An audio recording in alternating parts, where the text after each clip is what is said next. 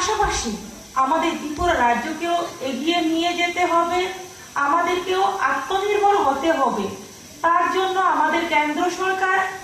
বিভিন্ন প্রকল্পের মাধ্যমে এবং রাজ্য সরকার বিভিন্ন প্রকল্পের চালু করেছে, এবং তার মাধ্যমে কিভাবে আমরা আমাদের ত্রিপুরা রাজ্যকেও আত্মনির্ভর করতে পারি, প্রতিটি পরিবার যাতে আত্মনির্ভর হতে পারে, সেই লক্ষ্যমাত্রাকে নিয়ে আমাদের সরকার কাজ করে যাচ্ছে। আমাদের ত্রিপুরা রাজ্যে মাননীয় মুখ্যমন্ত্রী প্রফেসর ডক্টর মানিক সাহাজির নেতৃত্বে আমরা কাজ করে যাচ্ছি, এবং আজকের যে প্রোগ্রামের মাধ্যমে যারা এখানে উপস্থিত হয়েছেন,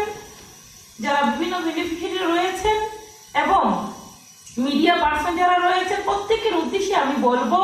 শুধু আপনাদের মধ্যে সীমাবদ্ধ রাখবেন না, প্রতিটি গ্রামে শহরে প্রতিটি এলাকাতে প্রতিটি বাড়িতে যাতে স্কিমের ব্যাপারে আমাদের কেন্দ্রীয় সরকার এবং রাজ্য সরকারের যে স্কিমগুলো রয়েছে এবং যে আমাদের লোনের স্কিম রয়েছে সেইগুলো যাতে জানতে পারে এবং প্রত্যেকেই যাতে উদ্যোগী হয়, যাতে আমরা আত্মনির্ভর হতে পারি, সেই দিকে লক্ষ্য রেখে আপনারা প্রত্যেকেই জানাবেন। এবং আমাদের সরকার বিভিন্ন দপ্তরের পাশাপাশি আমাদের দপ্তর,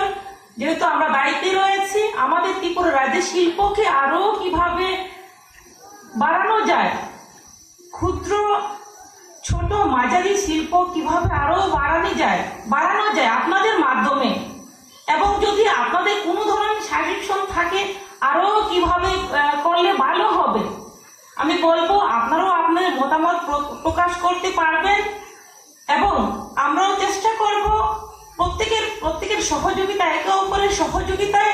আমরা ত্রিপুরাকে একটা সুন্দর ত্রিপুরা, উন্নতির ত্রিপুরা যাতে গড়তে পারি,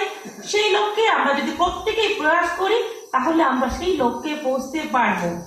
তার জন্য এখানে আমাদের ডাইরেক্টর মহোদয় আলোচনা করেছেন বিভিন্ন স্কিমের ব্যাপারে, এবং তারপরেও আমি বলবো যে আমাদের গুরুত্বপূর্ণ, আমরা সবসময় দেখি সবচেয়ে কিন্তু দেখা যায় পিএমএজিপি লোন অনেকেই সেটা অ্যাপ্লাই করেন এবং সেটা বেশিরভাগ লোকেই নেন। পাশাপাশি এখন বর্তমানে আমাদের মোদীজির নেতৃত্বে